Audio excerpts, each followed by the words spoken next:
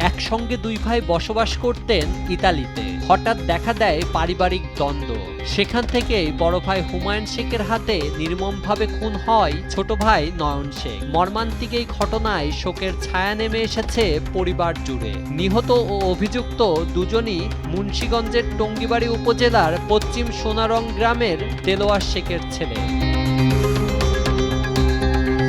পারিবারিক সূত্র জানায় ২৯ এপ্রিল রাত আনুমানিক ৮টার দিকে ইতালির একটি শহরে পারিবারিক দ্বন্দ্বে জড়ান দুই ভাই। তর্ক বিতর্ক শুরু হলে বড় ভাই হুমায়ুন শেখ উত্তেজিত হয়ে ধারালো অস্ত্র দিয়ে ছোট ভাই নয়ন শেখকে এলোপাতাড়ি আঘাত করতে শুরু করে।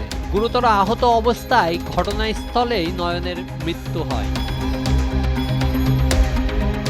হত্যাকাণ্ডের পর অভিযুক্ত হুমায়ুন ভিডিও কলের মাধ্যমে দেশে থাকা পরিবারের সদস্যদের সঙ্গে যোগাযোগ করে নিহত নয়নের রক্তাক্ত মরদেহ দেখান। এ সময় নিজেই হত্যার কথা স্বীকার করেছে বলে জানিয়েছে স্বজনরা।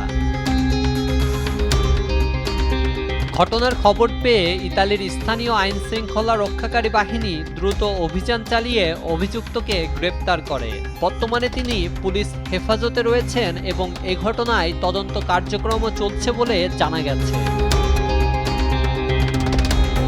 নিহতের পরিবার মরদেহ দেশে ফেরানোর দাবি জানিয়েছে। ঘটনার পর থেকে পরিবারে চলছে শোকের মাতম। নিউজ ডেস্ক, দেশ টিভি।